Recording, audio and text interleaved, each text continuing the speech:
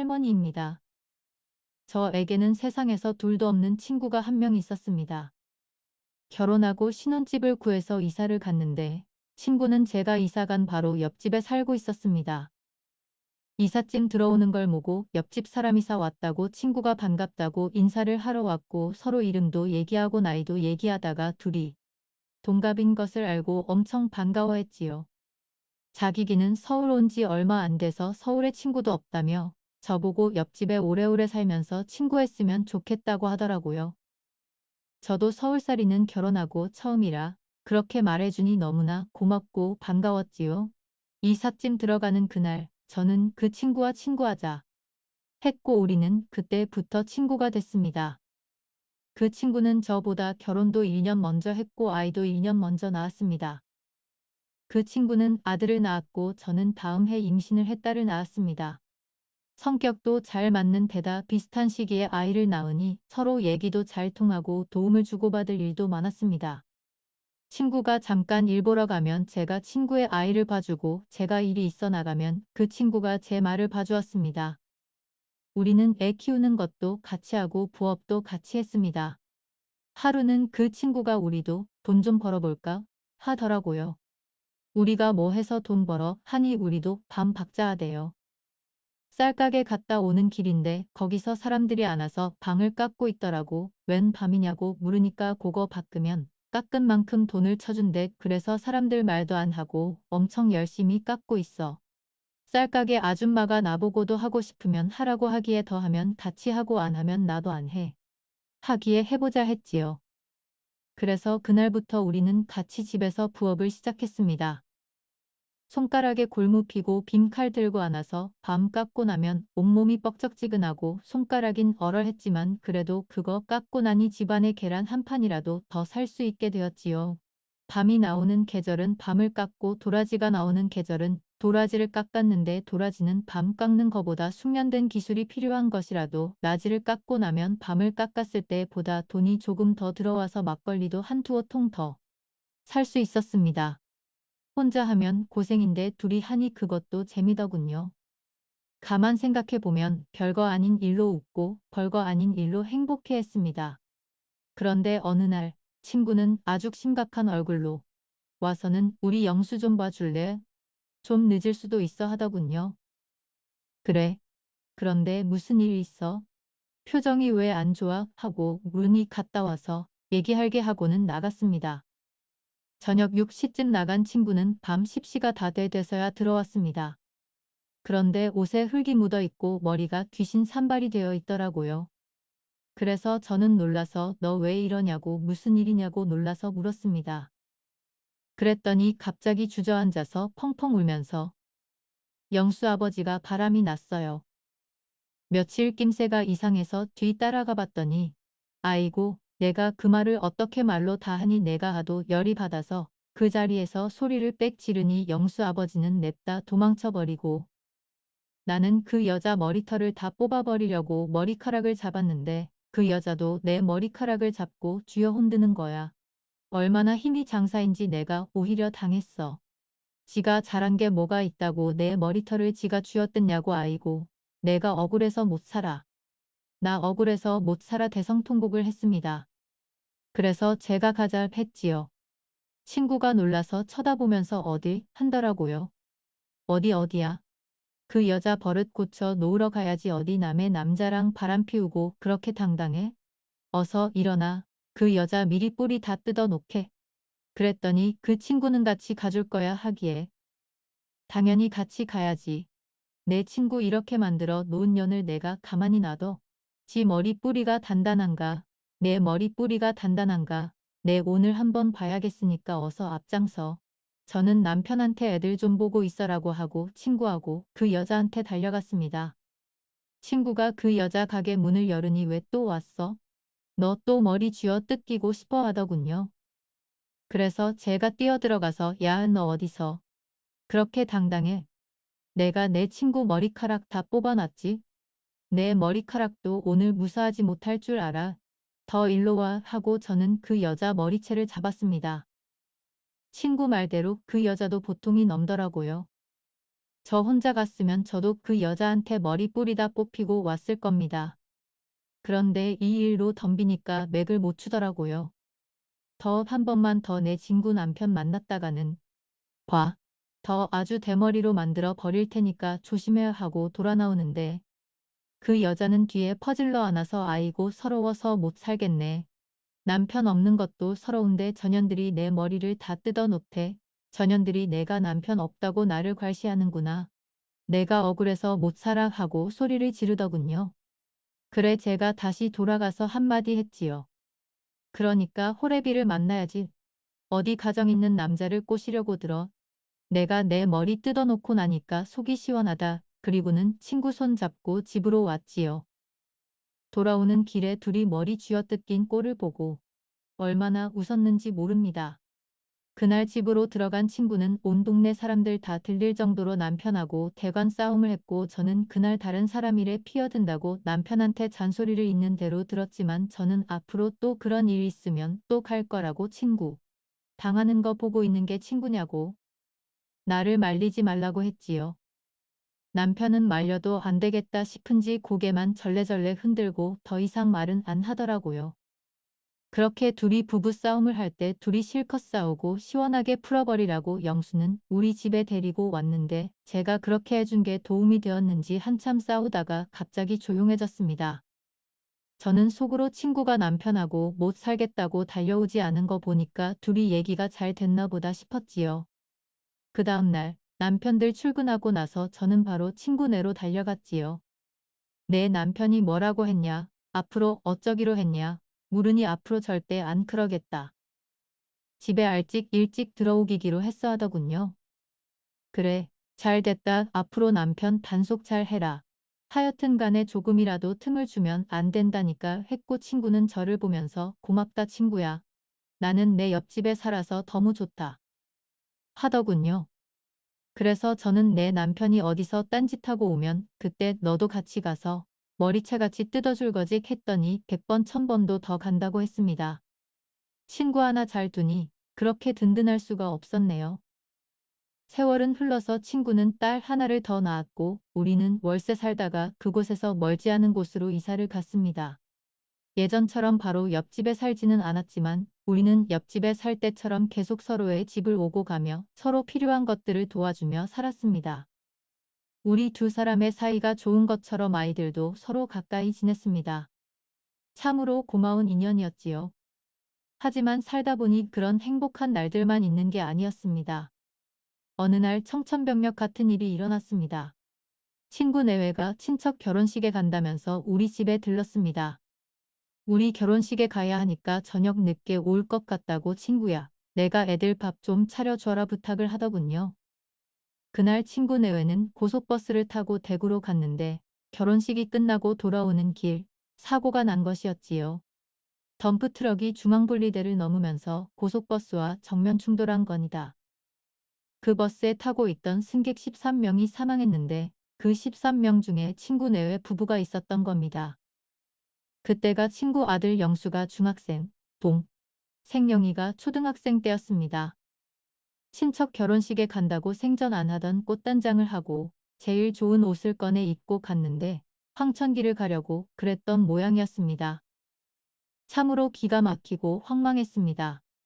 사람이 어찌 그리 가는지, 애들은 어찌하라고 그렇게 한 번에 가버리는지 누가 제기를 채우려고 거짓말하는 것 같았습니다. 넋이 빠져서 눈물도 안 나오더군요. 당장이라도 친구야 하면서 뛰어 들어올 것 같은데 친구는 끝내 오지 않았습니다. 친구를 마지막으로 보내는 날 제가 친구한테 약속했지요. 너 없을 때 애를 밥 좀 차려주라고 했지. 내가 그 약속 지마. 내 없는 동안 내가 애들 도시락 꼬박꼬박 싸서 내 새끼를 밥 굶지 않에 점심 먹이고 아침도 먹이고 저녁까지 먹이마. 그러니 너는 걱정하지 말아라. 내가 밖에 나가 발품팔이를 해서라도 내 새끼들 배지 않게 할 테니 너는 걱정하지 말고 편안하게 있으면 된다. 혹시나 내가 잘 못하는 게 있거든. 내 꿈에 나타나서 얘기해주면 내가 고칠게. 내가 내 새끼 키우듯이 그리 먹이고 입히고 하아. 내가 약속한다 친구야. 장례가 끝나고 친척들하고 모여서 아이들을 어찌할 것인지 논의를 했고 달을 먹고 살기 빠듯해서 선뜻 나서는 사랑이 없었습니다. 그리고 무엇보다 아이들이 원래 살던 집에서 살고 싶다며 다른 곳에 가고 싶지 않다고 하더군요. 그래서 제가 두 아이를 뒷바라지하게 되었습니다. 남들은 남의 애들을 힘들어서 어찌 뒷바라지 하려고 하냐고 했지만 애 셋이 무엇이 힘드냐고 다른 집은 5명도 키우고 7명도 온다. 애 셋이면 함께 키우기 딱 좋다 했지요. 처음에는 애들이 자기 집에서 살다가 작은 애 영희가 엄마 아빠도 없는데 집에 있기 무섭다면서 몇 날 며칠을 우리 집에 와서 지게 되었지요. 그래서 영수 혼자 집에 두기가 그래서 수야, 너도 우리 집에 오는 게 어떠니? 내 어릴 때도 우리 집에 와서 자고 먹고 했으니 우리 집에 와서 자도 된다. 내 클 때까지 우리 집에 살아도 된다. 언제든지 내가 편한 대로 해라 했지요. 그랬더니 영수가 고래도 되냐고 자기도 혼자 자는 게 싫다고 눈물을 흘리더라고요. 그래서 내가 울기는 왜 우냐고 울지 말라고 했지요. 내가 울면 내 엄마가 꿈에 찾아와서 나를 혼낼 것이라고 울지 말고 우리 앞으로 행복하게 지내자 했습니다.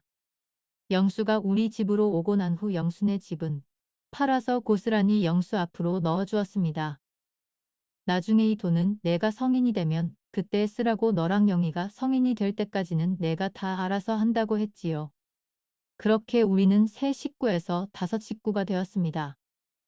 애를 1명 키우는 것과 3명 키우는 것은 천지 차이더군요. 원래대로 잠깐씩 부연만 해서는 먹고 사는 것도 맘대로 못 먹고 살 것 같아서 아는 사람 소개로 마트에서 계산하는 일을 하게 되었고 남편하고 둘이 보니 애 셋 키우는 데는 크게 어렵지 않았습니다. 애 셋 키우면서 힘들다는 생각이 들기보다 마음이 부자가 된 것 같았습니다. 셋이 살 때는 온 집에 아무도 없는 듯 조용할 때가 많았는데 5이 되니 복닥복닥하니 사람 사는 것 같아서 너무나 좋았지요. 남편도 아들 하나 생긴 것 같다고 좋다고 영수 있으니까 든든하다며 영수를 특별히 아겠습니다. 아이들이 비뚤어지지 않고 반듯하게 커주었습니다. 너무나 고맙고 다행스러운 일이었지요. 아이들을 돌보면서 가끔 친구한테 물었습니다. 나 잘하고 있는 거지? 아직 꿈에도 안 나온 거 보니 나 잘하고 있는 거 맞지? 그런데 더 참 야속하다. 그렇게 가고 어찌 꿈에 한 번 안 보이냐? 너는 내가 보고 싶지도 않냐? 나는 내가 너무 오고 싶다. 원망 아닌 원망을 하니 친구가 그 말을 들었는지 며칠 뒤에 꿈에 나타나서 저하고 웃으면서 밤을 깎고 있었습니다. 저는 꿈속에서도 이것이 꿈이라고 생각하면서도 친구를 만난 것이 너무나 반갑고 기뻤습니다. 친구는 예전처럼 너무나 밝고 좋아 보였습니다. 그래서 꿈을 깨고 난 후 좋은데 갔나 보다 했지요. 제가 젊을 때는 사람 팔자라는 것이 있다. 사람의 운명이라는 것이 있다. 그런 것은 없을 거다 생각했습니다. 그런데 나이가 들면 들수록 사람에게는 팔자로 있고 운명도 인연도 있다는 생각이 들었습니다. 영수는 계속 우리 집에서 살다가 군대 전역 후 동생을 데리고 독립했습니다. 그때 제가 영수에게 물었습니다.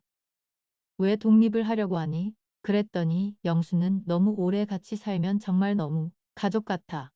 질 것 같아서요. 라고 하더군요. 그때는 그게 무슨 말인지 몰랐지요.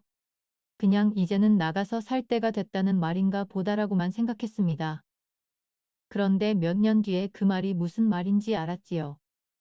영수와 독립하고 얼마 후 영수와 제 딸 현경이가 친한 오빠 동생이 아니라 좋아하는 사이로 발전을 했고 영수가 대학을 졸업하고 공무원 시험에 당당히 합격한 후에 현경이와 결혼하고 싶다고 결혼을 허락해 달라고 왔더군요. 그때 알았지요. 그래서 나가서 산다고 했구나. 한 집에 살다가 남매 같은 사이가 될까봐 그래서 독립한다고 했구나 싶었지요. 남편과 저는 당연히 허락했습니다. 우리가 너를 모르면 모를까. 더 같이 성실하고 반듯한 사람이 어디 흔하겠냐. 다른 사람은 못 믿어도 우리는 너는 믿는다 했지요. 그렇게 영수는 제 사위가 되었습니다. 하나밖에 없는 딸이 결혼을 하고 남편에게 몹쓸 병이 찾아왔습니다. 남편은 이제 자기 할 일 다 했다고 생각을 했던 건지 아니면 지금까지 몸이 계속 좋지 않았는데 정신력으로 버틴 건지 갑자기 몸에 이상 증세가 나타났습니다.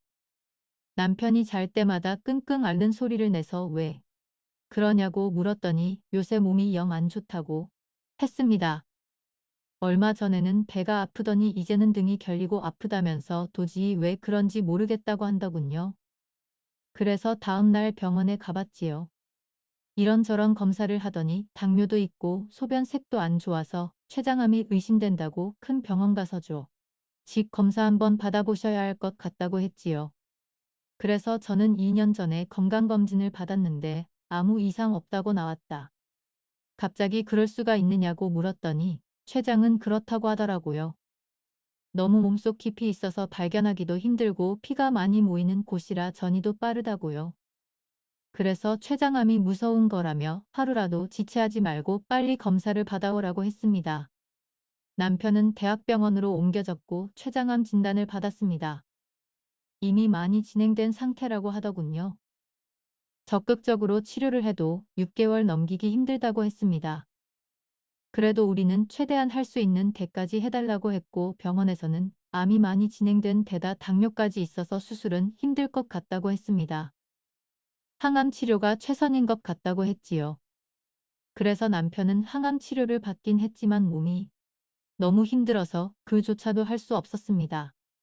남편은 췌장암 진단을 받은 지 5개월 만에 세상을 떠났습니다. 일이 갈 줄 알았다면 힘들게 항암 치료하지 말고 좋은데 구경이나 하고 집에서 편히 쉬게나 할 것을 괜히 사람만 고생시킨 것 같아서 마음이 너무 안 좋더군요. 그래도 참 좋은 사람이고 성실한 사람이었으니 좋은데 갔을 거라고 앞으로는 편히 쉴 수 있을 거라고 위안을 했지요. 그런데 이 암이라는 것이 뭔지 이것도 유전이 되는 모양이었습니다. 남편이 그렇게 가고 17년 뒤 날도 지 아버지와 같은 증상이 나타나 췌장암 진단을 받고 세상을 떠났습니다. 딸이 췌장암 진단을 받았을 때 가슴이 칠렁 내려앉았습니다. 이미 경험을 한번 해봐서 그런지 너무나 마음이 불안하고 좋지 않았습니다. 딸은 남편보다 조금 일찍 병원에 갔고 암도 조금 일찍 발견되기는 해서 수술에 성공했지만 암이 재발해 그 세 달은 장기로 암이 전이되면서 결국 저보다 먼저 하늘나라로 가게 되었습니다. 자식을 앞세우는 앞일은 남편을 먼저 떠나 보는 것과는 또 다른 것이었습니다. 자식을 먼저 앞세우고 나니 아무것도 안 해 죄를 짓고 있는 기분이 들었습니다. 내가 가야 할 차례인데 자식 등을 떠밀어 먼저 보낸 것 같았고 밥을 먹어도 잠을 자도 자식을 앞세우고도 살고 싶어 발버둥 치는 것 같아 제 자신이 너무나 한심하고 괴로웠습니다. 딸을 보내고 난 후 저는 아무것도 하고 싶지 않고 모든 게 다 힘들었습니다. 그래서 안아있는 시간보다 누워서 지내는 시간이 많았고 그렇게 점점 기력을 잃어갔지요. 딸이 가고 한 달 후 사위와 손자가 찾아왔더군요. 식사는 하셨어요? 왜 이렇게 누워 계세요? 장모님께서 이러고 계시면 먼저 간 현경이가 마음 편히 놓기기나 하겠습니까? 장모님께서 힘을 내셔야지요. 이렇게 누워 계시면 안 되지요. 장모님 일어나세요. 그리고 장모님 저희 집에 가세요. 그래서 제가 그랬지요. 안 갈란다. 짐 챙겨서 갔다가 며칠 있다. 또 짐 챙겨서 와야 되는데 번거로워서 그냥 집에 있고 싶어. 그랬더니 사위가 한다는 소리가 침 챙겨 가셨다가 다시 오시기 싫으면 안 오시면 되지요 했습니다. 그러면서 저한테 진지하게 얘기를 하더라고요. 장모님, 아니 어머님 현경이 떠나고 나서 저 마음 너무 안 좋습니다. 아주 어릴 때부터 봐왔던 사람이잖아요. 우리가 그냥 오다가 다 만난 보통 인연은 아니잖아요. 그래서 제 마음이 더 찢어지고 가슴이 너무 아파서 멍이 들 것 같습니다. 모든 게 장난 같고 자고 일어나면 제 옆에서 세상 모르고 자고 있을 것 같은데 자고 일어나도 현경이는 없더라고요. 그렇게 한 달이 지나니 아 진짜 없구나. 진짜 갔구나. 이제 다시 오지 않는구나. 내가 철들기 전에 어느 날 문득 떠나버린 부모님처럼 아무리 기다려도 오지 않는구나. 사위는 울고 있었습니다. 덩치가 산만한 사위가 애처럼 제 앞에서 훌쩍거리며 울고 있었습니다. 그래서 제가 울지 말라고 사위 등을 쓸어주었지요. 자네가 우는 걸 보니 내가 마음이 아파서 안 되겠다고 그만 눈물을 거두어라 했습니다. 그랬더니 사위가 애처럼 손등으로 눈물을 문지르더니 다시 얘기를 시작했습니다. 어머니, 저 이제 더 이상 내 가족 떠나는 모습 보고 싶지 않습니다. 그게 얼마나 고통스럽고 지옥 속에서 사는지 어머니도 잘 아시잖아요. 그래서 말씀드리는 거예요. 어머니, 저희랑 같이 살아요. 어머니 혼자 계시면 우울하고 저도 세 식구 살다가 둘만 살면 우울하고요. 사람이 우울하게 살면 치매도 빨리 오고 빨리 죽는데요. 뉴스에서 봤어요. 그러니 어머니, 우리 같이 살아요. 어머니한테만 밥하라고 안 할게요. 어머니한테만 청소시키고 빨래시키고 안 할게요. 발도 저랑 번갈아 하시고 청소도 어머니 힘드신 청소는 제가 다 할게요. 그러니 어머니, 우리 다 같이 살아요. 사위가 얘기하는 걸 듣고 있으니 마음이 저릿하면서 뜨뜻해져 왔습니다. 제가 가만히 듣고만 있다가 사위에게 물었습니다. 자네 나이 50도 안 됐는데 나중에 새 사람도 만나고 재혼도 해야지. 아무래도 내가 있으면 불편할 거야. 그랬더니 사위가 그러더라고요. 저 지금은 사람 만날 생각 없고 재혼도 생각 없습니다. 만약에 제가 현경이를 싹 잊고 여자를 만나서 재혼하면 어머니가 괜찮은 여자인가 아닌가, 사기치려고 덤비는 사람은 아닌가 봐주셔야지요. 그리고 어머니, 제가 제일 힘들고 무서울 때 어머니도 저를 거둬서 어머니 집에 살게 해주셨잖아요. 이젠 제 차례입니다. 저도 어머거처럼 할 수 있게 기회를 주세요. 사위가 이렇게 애기를 해주니 제가 눈물에 왈칵 쏟아졌습니다. 그렇게 말해주는 사위가 너무나 고마웠습니다. 그래서 저는 더 생각할 것도 없고 안 된다 할 이유도 없어서 그러자 했습니다. 너는 옛날부터 내 사위가 아니라 내 아들이었다고. 아들이 같이 살자고 하니 같이 살아야 하지 않겠냐고. 세상에 부모한테 같이 살자고 하는 자식이 대한민국에서 몇이나 되겠냐고. 나는 참 복받은 사람이다 했지요. 그렇게 우리는 셋이 함께 살게 되었고 내 아들이자 사위 영수는 청소도 열심히 하고 이틀에 한 번 꼴은 음식을 만들겠다며 나섰지만 음식이 너무 맛이 없는 겁니다. 그래서 저는 대놓고 음식 맛없다. 그러니 만들 필요도 없다. 말은 못하고 나중에 내가 늙고 힘들면 그때 해달라고 음식은 내가 하겠다고 했지요. 그랬더니 사위는 그러면 설거지라도 열심히 하겠다고 날마다 설거지를 하고 있네요. 그동안 살면서 사랑하는 사람들은 떠나보내 하는 아픔을 겪었지만 이제는 우리 사위 자